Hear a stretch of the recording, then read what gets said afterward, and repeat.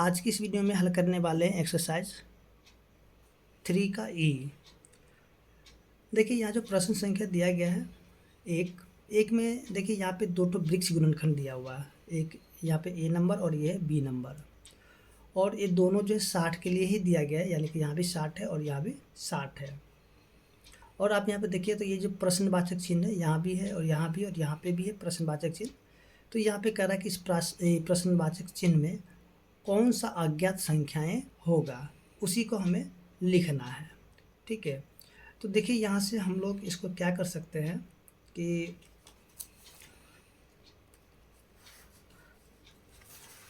देखिए चलिए हम लोग यहाँ पे शुरू करते हैं इस प्रश्न को, यानी कि प्रश्न संख्या है 1 का ए, जो कि दिया हुआ है 60 और यहाँ से 6 और यहाँ पे है 10।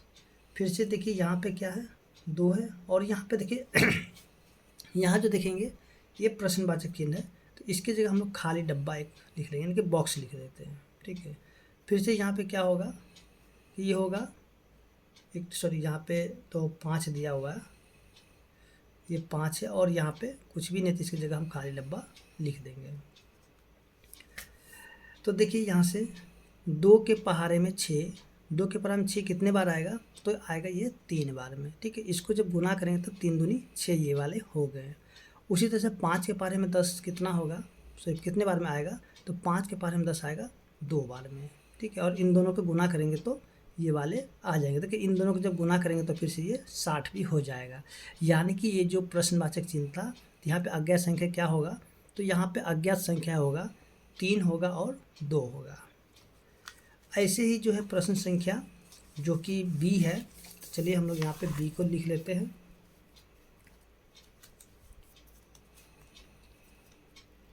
देखिए बी में जो दिया गया है 60 और यहाँ पे 30 है, उसके बाद यहाँ पे प्रश्नवाचक चिन्ह, इसके जगह हम डब्बा लिख देते हैं, डब्बा बना देते हैं। फिर से देखिए यहाँ से यहाँ जो है 10 है और यहाँ पे प्रश्नवाचक चिन्ह, तो यहाँ पे भी डब्बा लगा देते हैं। उसके फिर से यहाँ देखिए ये भी क्या है, कुछ भी नहीं, यानी कि यहाँ पे खाली है और यहाँ भी खाली, यानी कि प्रश्नवाचक चिन्ह है। ठीक है, तो 10 का जब हम लोग अभाज्य गुणनखंड करेंगे तो यहाँ पे हो जाएगा 2 और यहाँ हो जाएगा 5। ठीक है, सबसे पहला अभाज्य संख्या क्या है, 2 है, तो 2 से हम लोग अभाज्य गुणनखंड करेंगे तो 2 पचे 10। उसके देखिए 10 के पहाड़े में 30 आएगा 3 बार में। ठीक है, 30 के पहाड़े में 60 आएगा 2 बार में। तो ये जो यहाँ पे यानी कि प्रश्नवाचक चिन्ह था, तो इसमें अज्ञात संख्या क्या होगा, 2, 5, 3 और 2 हो जाएंगे। इसी प्रकार से जो प्रश्न संख्या 2 है, तो जैसे कि आप देखेंगे 2 में जो दिया गया है, देखिए 2 में जो दिया गया है 5 अंकों की सबसे छोटी संख्या लिखिए और उसे अभाज्य गुणनखंडों के रूप में व्यक्त कीजिए। तो देखिए यहाँ से अगर हम लोग देखेंगे कि जो 5 अंकों की छोटी संख्या है, 5 अंकों की छोटी संख्या क्या हो जाएगा, हो जाएगा आपका 10,000। ठीक है, 5 अंकों की छोटी संख्या क्या होगा 10,000, और इस 10,000 को हमें क्या करना है, अभाज्य गुणनखंड के रूप में लिखना है। तो चलिए हम लोग यहाँ पे लिख लेते हैं। 2 से करेंगे तो ये हो जाएगा 5,000, फिर से 2 से जब करेंगे तो हो जाएगा 2,500, फिर जब 2 से लगाएंगे तो हो जाएगा 1,250, 2 से करेंगे तो हो जाएगा 625, फिर 5 से लगाएंगे तो 125, फिर से 5 से लगाएंगे तो 25, फिर से 5 से लगाएंगे तो 5 बार में हो जाएगा। तो यहाँ पे जो होगा, यानी कि 10,000 के अभाज्य गुणनखंड क्या क्या हो जाएगा, देखिए यहाँ पे जितने भी संख्या हैं सभी को लिख लेना है। 2 गुना में 2 गुना में 2 गुना में 2 गुना में 5 गुना में 5। चलिए यहाँ पे थोड़ा सा, चलिए यहाँ से हम लोग देख लेते हैं थोड़ा सा लाइटिंग की वजह से। उसके बाद फिर से 5 गुना में 5। ठीक है, तो इस तरीके से जो प्रश्न संख्या 2 है हल हो चुका है, और उम्मीद करते हैं कि आपको समझ में भी आ गया होगा। आगे जो प्रश्न संख्या इसका 3 है। तो देखिए 3 में जो दिया गया है प्रश्न संख्या है 3। 3 में क्या दिया हुआ कि एक भाज्य संख्या के अभाज्य गुणनखंड में किन गुणनखंडों को सम्मिलित नहीं किया जाता है। तो देखिए जैसे कि हम जानते हैं कि अभाज्य गुणनखंड, ठीक है, अभाज्य गुणनखंड। तो देखिए अभाज्य गुणनखंड क्या होता है, देखिए जो ऐसी संख्या जिसका हम लोग अभाज्य संख्या के द्वारा जब हम लोग गुणनखंड करते हैं तो उसे हम लोग कहते हैं अभाज्य गुणनखंड। लेकिन यहाँ पे जो दिया गया था प्रश्न में कि एक भाज्य संख्या, चलिए हम लोग यहाँ पे एक भाज्य संख्या ले लेते हैं 8, चलिए 18 हम लोग ले लेते हैं, ठीक है। तो 18 के जब हम लोग अभाज्य गुणनखंड करेंगे तो देखिए यहाँ पे क्या आता है, जैसे 2 से हम लोग ले लेंगे तो आ जाएगा 9, और फिर यहाँ पे 3 से 3। तो यहाँ पे देखेंगे कि इसके जो अभाज्य गुणनखंड का 2 हो गया, 3 हो गया, ठीक है, यानी कि 2 और 3 है, और 2 भी अभाज्य है और 3 भी अभाज्य है। और ये क्या है, ये जो एक भाज्य संख्या 18 क्या एक भाज्य संख्या है। लेकिन इसका जो अभाज्य गुणनखंड करने के लिए हमें क्या चाहिए, हमने क्या लिया था यहाँ पे अभाज्य संख्या ही लिया, लेकिन यहाँ पे कहीं भी भाज्य संख्या को हमने नहीं लिया, यानी कि भाज्य संख्या से इसका गुणनखंड नहीं किया जाता है, ठीक है। इसलिए इसका उत्तर क्या हो जाएगा, भाज्य हो जाएगा, ठीक है, यानी कि भाज्य संख्या को हम लोग नहीं ले सकते हैं,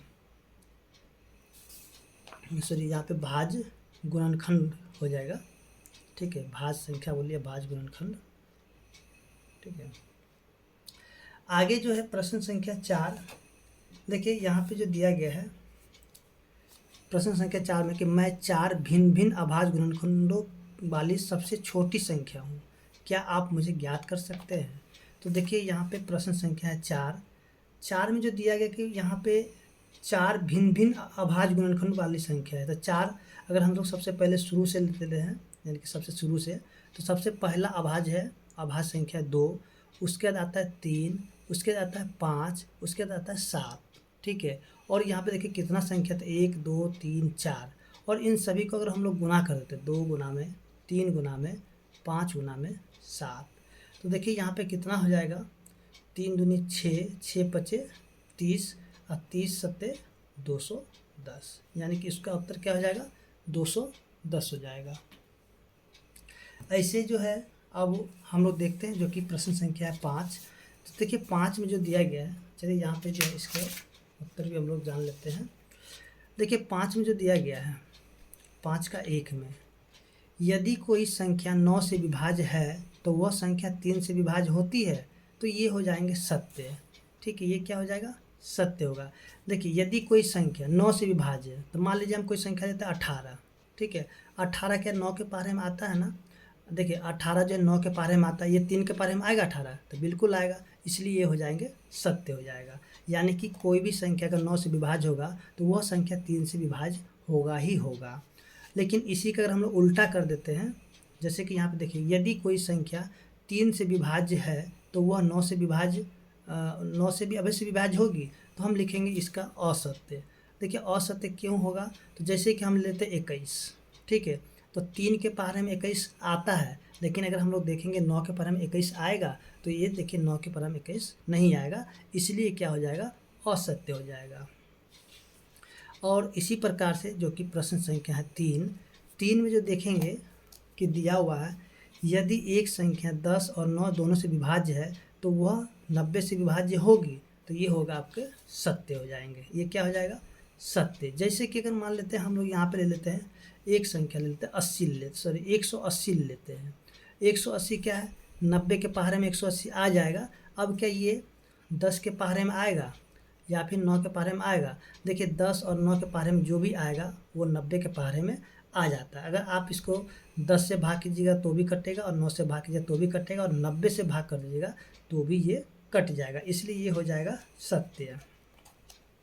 उसके बाद देखिए प्रश्न संख्या 4 है, तो 4 भी बिल्कुल 3 की तरह ही है, यानी कि एक संख्या 21 से अगर विभाज्य होगा तो वह 7 और 3 से विभाज्य होगी, तो ये भी हो जाएगा सत्य हो जाएगा, ठीक है, ये क्या हो जाएगा, सत्य। उसी तरीके से आप उदाहरण को ले सकते हैं, जैसे कि आप यहाँ पे 42 ले लीजिए, ठीक है, तो 42 देखिए 3 के पहाड़े में भी आएगा और 7 के पहाड़े में भी आएगा और 21 के पहाड़े में भी आएगा, ठीक है, यानी कि 21 से भी कटेगा तो ये 7 से भी कट जाएगा, 3 से भी कटेगा। उसके बाद जो है प्रश्न संख्या 5 में 4 से विभाज्य सभी संख्याएं 16 से विभाज्य होगी तो ये हो जाएगा असत्य हो जाएगा। ठीक है, प्रश्न संख्या 5 क्या हो जाएगा, असत्य हो जाएगा, यानी कि 4 से विभाज्य होगा तो 16 से विभाज्य नहीं होगा। जैसे कि हम मान लेते हैं यहाँ से 24 ले लेते हैं। ठीक है, अगर हम लोग 24 को ले लेंगे, 24 तो 4 के पहाड़े में आ जाएगा, लेकिन ये 16 के पहाड़े में नहीं आएगा, इसलिए ये हो जाएगा असत्य। अब देखिए आगे जो प्रश्न संख्या आप यहाँ पे देखेंगे ऊपर में 12 से विभाज्य संख्या 4 से भी विभाज्य होगी तो देखिए ऐसा ये सत्य हो जाएगा। ठीक है, जैसे कि हम लोग ले लेते हैं प्रश्न संख्या ये 6 है, हम 12 से विभाज्य होने वाली संख्या लेते हैं, जैसे कि 36 ले लेते हैं। ठीक है, 12 के पहाड़े में 36 आ जाता है तो ये 4 के पहाड़े में भी आ जाएगा, इसलिए ये हो जाएगा सत्य। ठीक है, अब आगे जो है प्रश्न संख्या है 7, यदि कोई संख्या दो संख्याओं का अलग अलग पूरा विभाजित करती है तो वह उनके योग को भी पूरा विभाजित करेगी। तो देखिए यहाँ पे जो है ये वाले हो जाएगा यानी कि सत्य। ठीक है, यदि कोई संख्या दो संख्याओं को अलग अलग पूरा विभाजित कर देती है तो वह उसके योग को भी पूरा विभाजित करेगी, तो ये क्या हो जाएगा, सत्य। तो इस तरीके से जो हम देखेंगे प्रश्न संख्या 5 है वो हल हो चुका है। उम्मीद करते हैं कि आपको समझ में आ गया होगा।